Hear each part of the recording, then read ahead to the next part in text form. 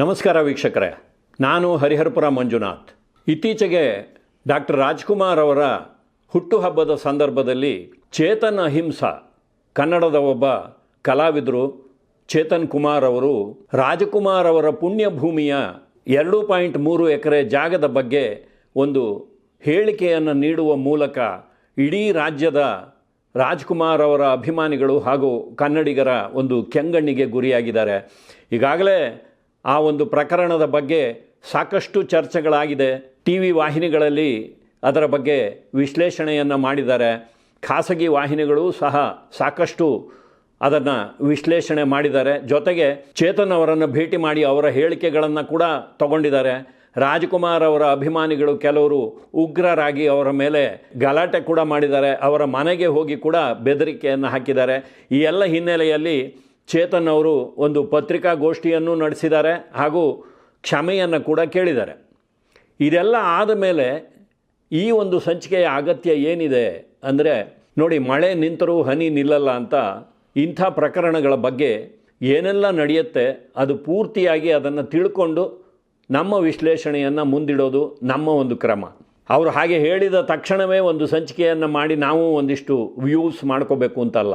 ಇದುವರೆಗೆ ನಡೆದಿರುವ ಈ ಘಟನೆಗೆ ಸಂಬಂಧಪಟ್ಟ ವಿವರಗಳನ್ನೆಲ್ಲ ಕಲೆ ಹಾಕಿ ಚೇತನ್ ಕುಮಾರ್ ಅಲಿಯಾಸ್ ಚೇತನ್ ಅಹಿಂಸಾ ಅವರ ಬಗ್ಗೆ ಕೂಡ ಮಾಹಿತಿಯನ್ನು ಕಲೆ ಹಾಕಿ ಈ ಒಂದು ಸಂಚಿಕೆಯನ್ನು ನಮ್ಮ ವಾದವನ್ನು ನಿಮ್ಮ ಮುಂದೆ ಇಡ್ತಾ ಇದ್ದೀವಿ. ಮೊದಲನೇದಾಗಿ ಚೇತನ್ ಕುಮಾರ್ ಅವರಿಗೆ ಚೇತನ್ ಅಹಿಂಸಾ ಎನ್ನುವ ಹೆಸರು ಹೇಗೆ ಬಂತು ಅಂತ ಒಂದಿಷ್ಟು ಅಧ್ಯಯನ ಮಾಡಿದಾಗ ಅವರು ಅಂಬೇಡ್ಕರ್, ಬುದ್ಧ ಹಾಗೂ ಬಸವರ ತತ್ವಗಳನ್ನು ಪ್ರತಿಪಾದಿಸ್ತಾರೆ.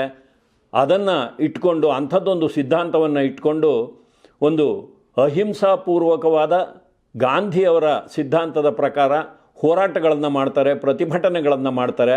ಅದಕ್ಕಾಗಿ ಅವರಿಗೆ ಆ ಹೆಸರು ಬಂದಿದೆ ಅನ್ನುವಂಥ ಒಂದು ಮಾಹಿತಿ ನಿಮಗೆ ಸಿಗುತ್ತೆ. ಆದರೆ ನಾನು ಅವರನ್ನು ಚೇತನ್ ಕುಮಾರ್ ಅಂತಲೇ ಕರಿತೀನಿ. ಯಾಕೆಂದರೆ ಚೇತನ್ ಅಹಿಂಸಾ ಅನ್ನುವ ಹೆಸರು ಅವರಿಗೆ ಖಂಡಿತವಾಗಿಯೂ ಸೂಟ್ ಆಗಲ್ಲ. ಯಾಕೆಂದರೆ ಹಿಂಸೆ ಅಂದ ತಕ್ಷಣ ಕೇವಲ ದೈಹಿಕವಾಗಿ ಒಬ್ಬರ ಮೇಲೆ ಅಟ್ಯಾಕ್ ಮಾಡೋದಲ್ಲ, ಮಾನಸಿಕವಾಗಿ ಹಿಂಸೆ ಕೊಡೋದು ಕೂಡ ಹಿಂಸೆನೇ. ನೀವು ಕೋಟ್ಯಾಂತರ ಕನ್ನಡಿಗರಿಗೆ ಇವತ್ತು ಮಾನಸಿಕವಾಗಿ ಹಿಂಸೆಯನ್ನು ಕೊಟ್ಟಿದ್ದೀರಿ ನಿಮ್ಮ ಈ ಒಂದು ಹೇಳಿಕೆಯ ಮೂಲಕ.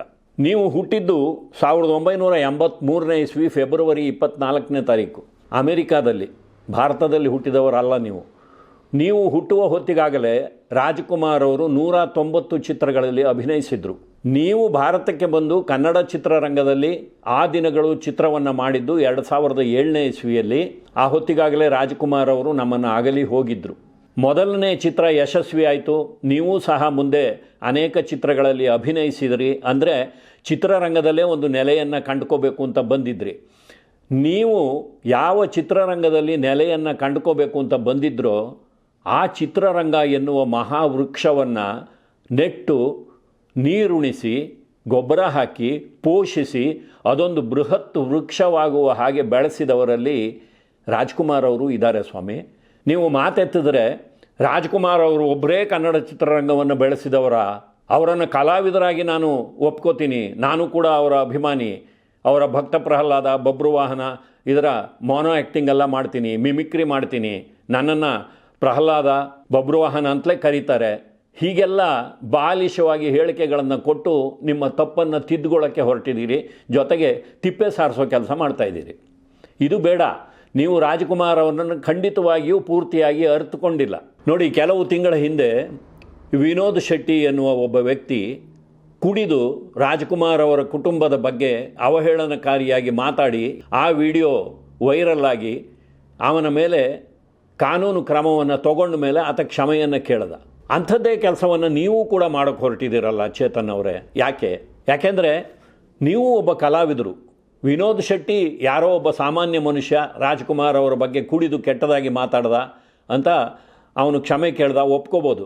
ಆದರೆ ನೀವು ಒಬ್ಬ ಕಲಾವಿದರಾಗಿ ಚಿತ್ರರಂಗಕ್ಕೆ ಬಂದವರು, ಅಮೇರಿಕಾದಲ್ಲಿ ಜನಿಸಿದವರು, ಜೊತೆಗೆ ವಿದ್ಯಾವಂತರು. ನಿಮಗೆ ಇದನ್ನೆಲ್ಲ ನಾವು ಹೇಳ್ಕೊಡ್ಬೇಕಾ? ರಾಜಕುಮಾರ್ ಅವರ ಪುಣ್ಯಭೂಮಿ, ನಾವು ಅದನ್ನು ಸಮಾಧಿ ಅಂತ ಯಾವತ್ತೂ ಕರೆಯೋದಿಲ್ಲ.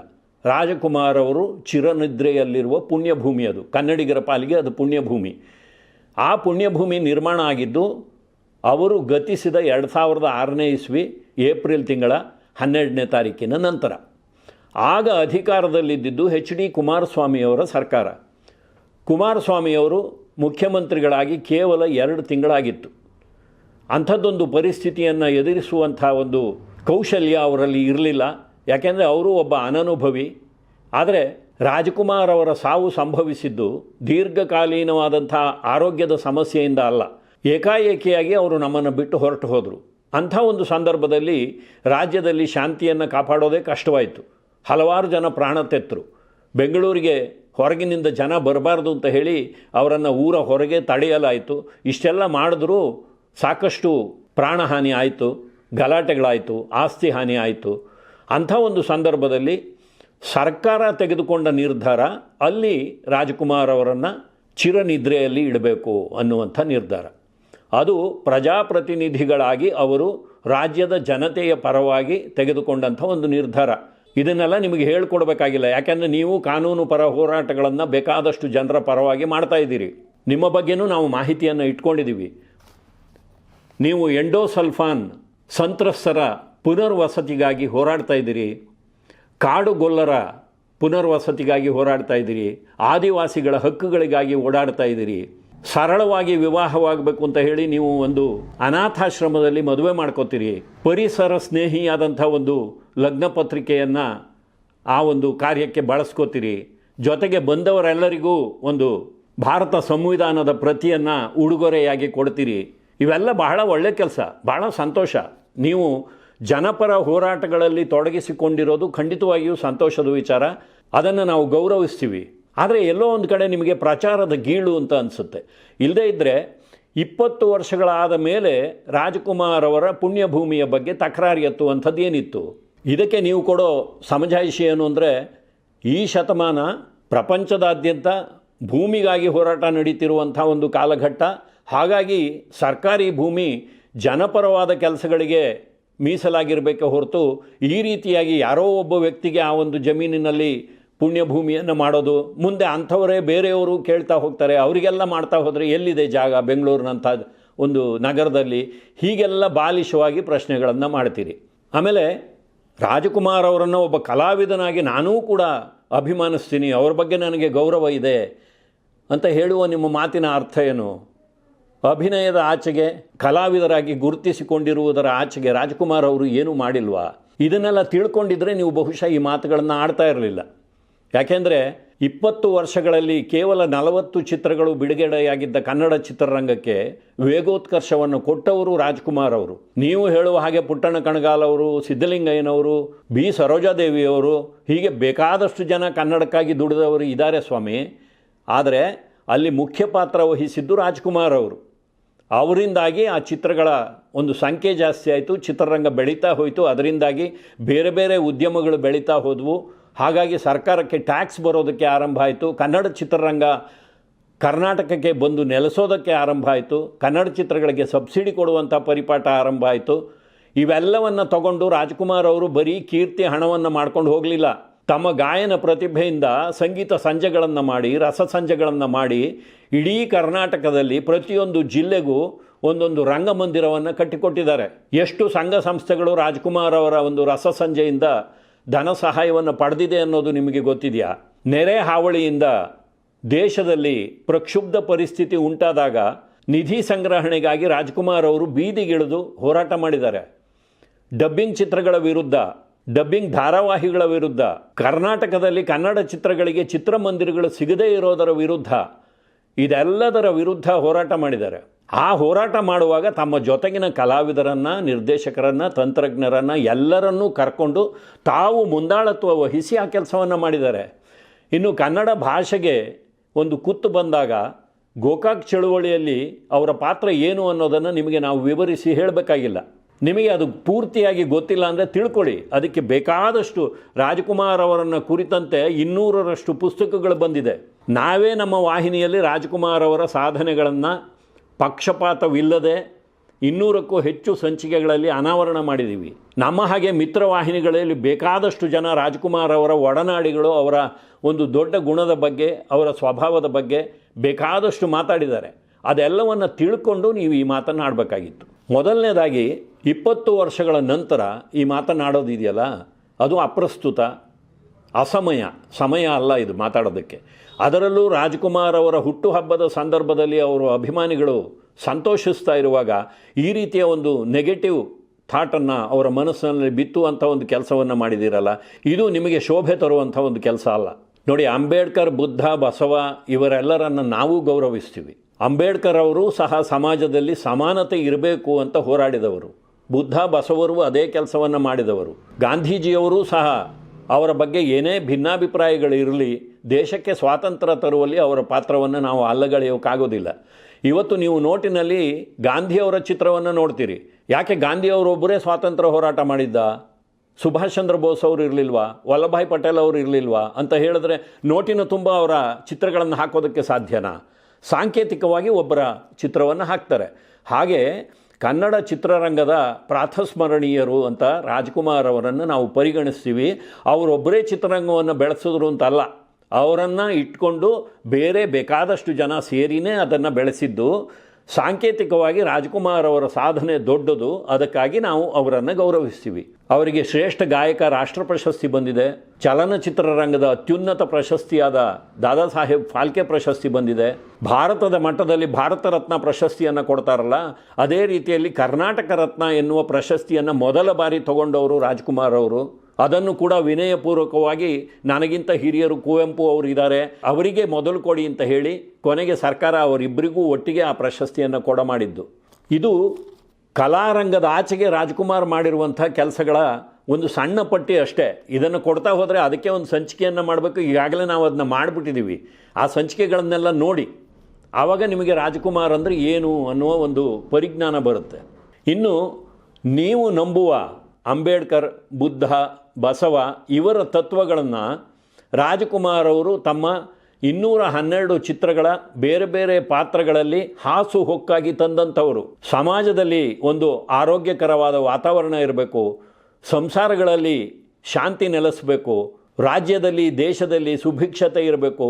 ಈ ನಿಟ್ಟಿನಲ್ಲಿ ರಾಜ್ಕುಮಾರ್ ಅವರ ಚಿತ್ರಗಳು ಮಾಡಿರುವಂಥ ಪರಿಣಾಮ ಏನು ಅನ್ನೋದು ನಿಮಗೆ ಬಹುಶಃ ಅರಿವಿಲ್ಲ. ಅದಿದ್ದಿದ್ರೆ ಅದಕ್ಕೆ ಬೆಲೆ ಕಟ್ಟೋದಕ್ಕೆ ಸಾಧ್ಯವೇ ಇಲ್ಲ. ಆ ಒಂದು ಪರಿಜ್ಞಾನ ನಿಮಗಿದ್ದಿದ್ದರೆ ನೀವು ಈ ಮಾತನ್ನು ಆಡ್ತಾ ಇರಲಿಲ್ಲ. ಯಾಕೆಂದರೆ 2 ಎಕರೆ 3 ಗುಂಟೆ 2.3 ಎಕರೆ ಜಾಗ ಏನಿದೆ ರಾಜ್ಕುಮಾರ್ ಅವರಿಗಾಗಿ ನಾವು ಕರ್ನಾಟಕದವರು ಕೊಟ್ಟಿರೋದು, ಅವರ ಪುಣ್ಯಭೂಮಿಯನ್ನು ಸ್ಥಾಪನೆ ಮಾಡಿರೋದು, ಅದು ರಾಜ್ಕುಮಾರ್ ಅವರಿಗೆ ಏನೇನೂ ಅಲ್ಲ, ನಾವು ಸಲ್ಲಿಸುವಂಥ ಒಂದು ಅಲ್ಪ ಗೌರವ ಅಷ್ಟೇ.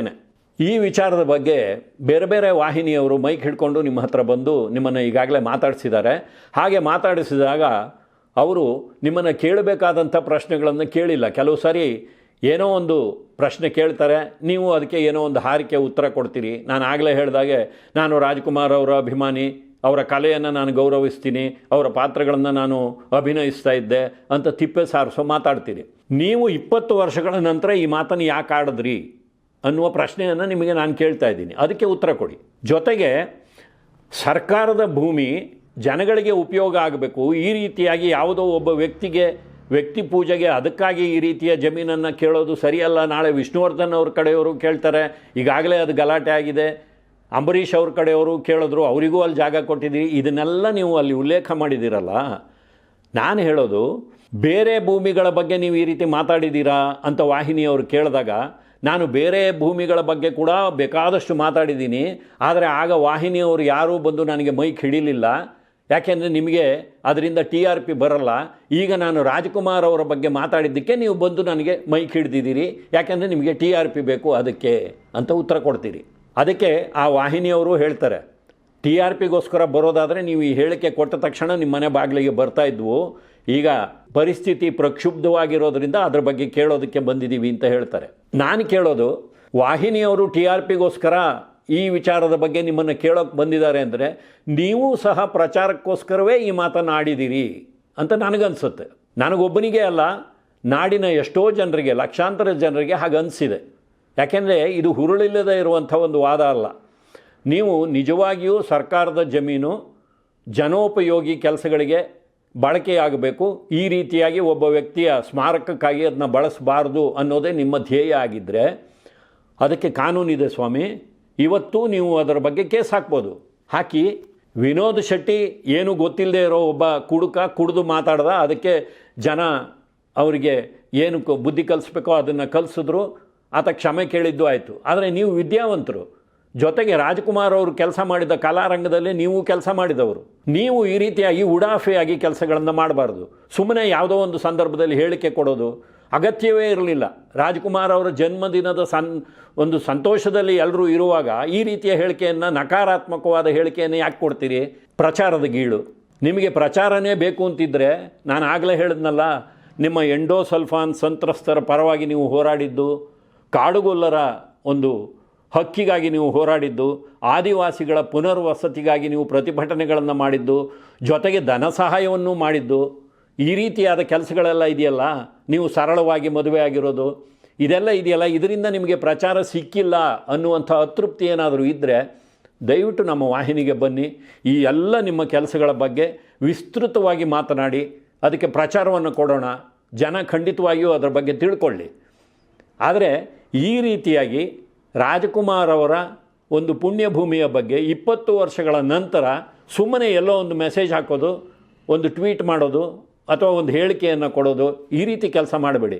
ನಿಜವಾಗಿಯೂ ನಿಮಗೆ ಅದರ ಬಗ್ಗೆ ಅಸಮಾಧಾನ ಇದ್ದರೆ ಕೋರ್ಟಿಗೆ ಹೋಗಿ ಸ್ವಾಮಿ. ಯಾಕೆ ನೀವು ಕೋರ್ಟಿಗೆ ಹೋಗಲ್ಲ ಗೊತ್ತಾ?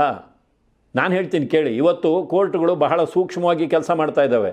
ಭಾಷಾ ವಿಚಾರದ ಬಗ್ಗೆ ಸರ್ಕಾರದ ನಿಲುವನ್ನು ತಪ್ಪಾಗಿ ಅರ್ಥೈಸಿಕೊಂಡು ಇತ್ತೀಚೆಗೆ ಕೆಲವರು ಒಂದು PIL ಅನ್ನು ಹಾಕಿದರು, ಪಬ್ಲಿಕ್ ಇಂಟ್ರೆಸ್ಟ್ ಲಿಟಿಗೇಷನ್. ಅದನ್ನು ಕೋರ್ಟು ಪ್ರಚಾರದ ಸಲುವಾಗಿ ನೀವು ಈ ಕೇಸನ್ನು ಹಾಕಿದ್ದೀರಿ, ಇದರಲ್ಲಿ ಯಾವುದೇ ಹುರುಳಿಲ್ಲ, ಸರ್ಕಾರ ಹೇಳಿದ್ದೇ ಒಂದು, ನೀವು ಮಾತಾಡ್ತಾ ಇರೋದೇ ಒಂದು ಅಂತ ಹೇಳಿ ಆ ಕೇಸನ್ನು ವಜಾ ಮಾಡಿದೆ. ಜೊತೆಗೆ ಅವರಿಗೆ ಲಕ್ಷ ರೂಪಾಯಿಗಳ ಒಂದು ದಂಡವನ್ನು ವಿಧಿಸಿದೆ. ನೀವು ಇದನ್ನು ಕೋರ್ಟಿಗೆ ತಗೊಂಡು ಹೋದರೆ ಕೋರ್ಟಿನ ಸಮಯವನ್ನು ವ್ಯರ್ಥ ಮಾಡ್ತಾ ಇದ್ದೀರಿ, ನಿಮ್ಮ ವಾದದಲ್ಲಿ ಹುರುಳಿಲ್ಲ, ನೀವು ಪ್ರಚಾರಕ್ಕಾಗಿ ಈ ಕೆಲಸವನ್ನು ಮಾಡ್ತಾ ಇದ್ದೀರಿ ಅಂತ ಹೇಳಿ ಛೀಮಾರಿ ಹಾಕ್ತಾರೆ. ಜೊತೆಗೆ ನಿಮಗೂ ಕೂಡ ದಂಡವನ್ನು ವಿಧಿಸ್ತಾರೆ. ಬಹುಶಃ ನಿಮಗೆ ಇದೆಲ್ಲ ಗೊತ್ತು, ಯಾಕೆಂದರೆ ನೀವು ನಾನು ಆಗಲೇ ಹೇಳಿದಂಥ ಸಂತ್ರಸ್ತರ ಪರವಾಗಿ ಸಾಕಷ್ಟು ಹೋರಾಟಗಳನ್ನು ಮಾಡಿದ್ದೀರಿ, ನ್ಯಾಯಾಲಯಗಳಿಗೂ ಓಡಾಡಿದ್ದೀರಿ. ಹಾಗಾಗಿ ನಿಮಗೆ ಕಾನೂನು ಚೆನ್ನಾಗಿ ಗೊತ್ತಿದೆ. ಓಟಿನ ಸಲುವಾಗಿ ಸರ್ಕಾರಗಳು ಈ ರೀತಿಯ ಕೆಲಸಗಳನ್ನು ಮಾಡ್ತವೆ. ಅದನ್ನು ನಾನು ವಿರೋಧಿಸ್ತಾ ಇದ್ದೀನಿ, ಅದಕ್ಕೋಸ್ಕರ ನಾನು ಈ ಮಾತನ್ನು ಆಡ್ತಾ ಇದ್ದೀನಿ ಅಂತ ಒಂದು ಮುಖವಾಡವನ್ನು ಧರಿಸುವ ಪ್ರಯತ್ನವನ್ನು ಮಾಡ್ತಾ ಇದ್ದೀರಿ. ಓಟಿನ ಸಲುವಾಗಿ HD ಕುಮಾರಸ್ವಾಮಿ ಅವರು ಆ ಕೆಲಸವನ್ನು ಮಾಡಿದ್ದಿದ್ರೆ ಅದಾದ ಮೇಲೆ ಅವರು ತಕ್ಷಣ ಮತ್ತೆ ಮುಖ್ಯಮಂತ್ರಿಗಳಾಗಬೇಕಾಗಿತ್ತು, ಅಧಿಕಾರಕ್ಕೆ ಬರಬೇಕಾಗಿತ್ತು. ಅವರು ಎಷ್ಟೋ ವರ್ಷಗಳ ನಂತರ ಆಮೇಲೆ ಅಧಿಕಾರವನ್ನು ನೋಡಿದ್ದು. ರಾಜ್ಕುಮಾರ್ ಅವರಿಗೆ ಒಂದು ಸ್ಮಾರಕವನ್ನು ಕಟ್ಟಿಸಿದರು ಅಂದರೆ ಅದು ಸರ್ಕಾರ ಮಾಡಲೇಬೇಕಾದಂಥ ಕೆಲಸ. ಯಾಕೆಂದರೆ ಸರ್ಕಾರಕ್ಕೆ ರಾಜ್ಕುಮಾರ್ ಅವರಿಂದ ಎಷ್ಟು ಕೋಟಿ ಸಂಪಾದನೆ ಆಗಿದೆ, ಇವತ್ತಿಗೂ ಆಗ್ತಾ ಇದೆ ಅನ್ನೋದನ್ನು ಅಂಕಿಅಂಶಗಳು ಬೇಕು ಅಂದರೆ ನೀವು ಯಾರಾದರೂ ಒಬ್ಬ ತಜ್ಞರನ್ನು ಕೇಳಿ ಅವ್ರು ಹೇಳ್ತಾರೆ. ನೋಡಿ, ಆನೆ ಇದ್ರೂ ಲಕ್ಷ, ಸತ್ರೂ ಲಕ್ಷ ಅಂತ ಒಂದು ಗಾದೆ ಇದೆ. ಹಾಗೆ ರಾಜ್ಕುಮಾರ್ ಅವರು ಇದ್ದಾಗಲೂ ಕನ್ನಡದ ಸೇವೆಯನ್ನು ಮಾಡಿದ್ದಾರೆ. ಅವರೀಗ ಇಲ್ಲ ಅಂತ ನಮಗೆ ಯಾವತ್ತೂ ಅನ್ನಿಸ್ತಾನೇ ಇಲ್ಲ. ಯಾಕೆಂದರೆ ಅವರ ಹೆಸರಿನಲ್ಲಿ ಬೇಕಾದಷ್ಟು ಒಳ್ಳೆಯ ಕೆಲಸಗಳು ನಡೀತಾ ಇದೆ. ಇಂಥ ಸಂದರ್ಭದಲ್ಲಿ ಅದಕ್ಕೆ ಅಡ್ಡಗಾಲಾಗುವಂಥ ಕೆಲಸಗಳನ್ನು ಮಾಡಬೇಡಿ, ಅಂಥ ಹೇಳಿಕೆಗಳನ್ನು ಕೊಡಬೇಡಿ. ನಿಮಗೆ ನಿಜವಾಗಿಯೂ ನೀವು ಮಾಡ್ತಾ ಇದ್ದಂಥ ಈ ಒಳ್ಳೆಯ ಕೆಲಸಗಳ ಬಗ್ಗೆ ಪ್ರಚಾರ ಸಿಗ್ತಾ ಇಲ್ಲ ಅನ್ನುವಂಥ ಒಂದು ಅತೃಪ್ತಿ ಇದ್ದರೆ ನಮ್ಮ ವಾಹಿನಿಗೆ ಬನ್ನಿ. ಖಂಡಿತವಾಗಿಯೂ ನಾವು ಇದರ ಬಗ್ಗೆ ಎಲ್ಲ ಮಾತಾಡೋಣ, ಜನಗಳ ಮುಂದೆ ಇಡೋಣ. ಜನಗಳು ನಿಮ್ಮ ಒಂದು ಸಮಾಜಮುಖಿ ಕೆಲಸಗಳಿಗೆ ಖಂಡಿತವಾಗಿಯೂ ಕೈ ಜೋಡಿಸ್ತಾರೆ. ಸದ್ಯದಲ್ಲೇ ರಾಜ್ಕುಮಾರ್ ಅವರ ಜನ್ಮ ಶತಮಾನೋತ್ಸವ ಬರ್ತಾ ಇದೆ. ಆ ಸಂದರ್ಭಕ್ಕೆ ಇಡೀ ನಾಡು ಹೆಮ್ಮೆಯಿಂದ ಅವರ ಒಂದು ವ್ಯಕ್ತಿತ್ವವನ್ನು ಕೊಂಡಾಡುವಂಥ ಕೆಲಸವನ್ನು ಮಾಡಬೇಕು. ಈಗಾಗಲೇ ಪ್ರತಿದಿನ ಆ ಕೆಲಸವನ್ನು ನಾವು ಮಾಡ್ತಾ ಇದ್ದೀವಿ. ಲಕ್ಷಾಂತರ ಜನ ಆ ಕೆಲಸವನ್ನು ಮಾಡ್ತಾ ಇದ್ದಾರೆ. ಯಾಕೆಂದರೆ ರಾಜ್ಕುಮಾರ್ ಅನ್ನೋದು ಕೇವಲ ಒಂದು ವ್ಯಕ್ತಿ ಅಲ್ಲ, ಅದೊಂದು ಶಕ್ತಿ. ಅದನ್ನು ಕನ್ನಡಿಗರು ಅರ್ಥಕೊಂಡಿದ್ದಾರೆ. ಹಾಗಾಗಿ ಅವರಿಗೆ ಕೊಡಬೇಕಾದ ಗೌರವವನ್ನು ಕೊಡ್ತಾ ಇದ್ದಾರೆ. ಹಾಗೆ ಕೊಡುವ ಗೌರವ ನಿಮಗೆ ಎಲ್ಲೋ ಒಂದು ಕಡೆ ಕಣ್ಣು ಕುಕ್ಕಿದರೆ ದಯವಿಟ್ಟು ನೀವು ಅದರ ಬಗ್ಗೆ ಈ ರೀತಿಯ ಹೇಳಿಕೆಗಳನ್ನು ಕೊಡುವಂಥ ಪ್ರಯತ್ನಗಳನ್ನು ಮಾಡಬೇಡಿ. ನೋಡಿ, ರಾಜ್ಕುಮಾರ್ ಅವರನ್ನು ವೀರಪ್ಪನಿಂದ ಬಿಡಿಸ್ಕೊಂಡು ಬರೋದಕ್ಕೆ ಜನರ ಕೋಟ್ಯಾಂತರ ಹಣವನ್ನು ವ್ಯಯ ಮಾಡಲಾಯಿತು ಅಂತ ಕೂಡ ಇವತ್ತಿಗೂ ಎಷ್ಟೋ ಜನ ಅಪಸ್ವರವನ್ನು ಎತ್ತುತ್ತಾರೆ. ಇವತ್ತು ಯುದ್ಧದ ಸಂದರ್ಭದಲ್ಲಿ ಬೇರೆ ಬೇರೆ ರಾಷ್ಟ್ರಗಳಲ್ಲಿ ಸಿಕ್ಕಿ ಹಾಕಿಕೊಂಡಿರುವಂಥ ಭಾರತೀಯರನ್ನು ಸರ್ಕಾರವೇ ತನ್ನ ಖರ್ಚಿನಲ್ಲಿ ಹಿಂದಕ್ಕೆ ಕರೆಸ್ಕೊಳ್ಳುತ್ತೆ. ಭಯೋತ್ಪಾದಕರು ನಾಗರಿಕರನ್ನು ಹಿಡಿದಿಟ್ಕೊಂಡಾಗ ಅವರನ್ನು ಬಿಡಿಸೋದಕ್ಕಾಗಿ ಬೇಕಾದಷ್ಟು ಖರ್ಚು ಮಾಡಬೇಕಾಗುತ್ತೆ. ಹಾಗೆ ಕಾಡುಗಳ್ಳ ಕೂಡ ಒಬ್ಬ ಸಮಾಜ ವಿರೋಧಿ ವ್ಯಕ್ತಿ. ಆತ ನಾಡಿನ ಅಸ್ಮಿತೆಯಾದಂಥ ರಾಜ್ಕುಮಾರ್ ಅವರನ್ನು ಅಪಹರಣ ಮಾಡಿದಾಗ ಅವರನ್ನು ಬಿಡಿಸ್ಕೊಂಡು ಬರೋದು ಮೊದಲನೇ ಆದ್ಯತೆಯಾಗಿತ್ತೇ ಹೊರತು ಹಣಕಾಸು ಇನ್ನೊಂದು ಅಲ್ಲ. ಅದಕ್ಕಾಗಿ ಹಣವನ್ನು ಕೊಟ್ಟು ಅವರನ್ನು ಕರ್ಕೊಂಡು ಬಂದಿದ್ದರೂ ಸಹ ಅದು ತಪ್ಪಲ್ಲ. ಅದು ಮಾಡಲೇಬೇಕಾಗಿದ್ದಂಥ ಕರ್ತವ್ಯ, ಅದನ್ನು ಮಾಡಿದ್ದಾರೆ. ಆದ್ದರಿಂದ ದಯವಿಟ್ಟು ರಾಜ್ಕುಮಾರ್ ಅವರ ವಿಚಾರವನ್ನು ಇಟ್ಕೊಂಡು ಈ ರೀತಿಯಾದ ನಕಾರಾತ್ಮಕವಾದ ಹೇಳಿಕೆಗಳನ್ನು ಕೊಡೋದು, ಆಮೇಲೆ ಜನ ಆಕ್ರೋಶಗೊಂಡಾಗ ಕ್ಷಮೆ ಯಾಚಿಸೋದು, ಈ ರೀತಿಯ ವಿದ್ಯಮಾನಗಳನ್ನು ಮಾಡಬೇಡಿ ಅನ್ನುವ ಒಂದು ಕಿವಿ ಮಾತನ್ನು ಹೇಳಿ ಈ ಸಂಚಿಕೆಯನ್ನು ಮುಗಿಸ್ತಾ ಇದ್ದೀನಿ. ನಮಸ್ಕಾರ.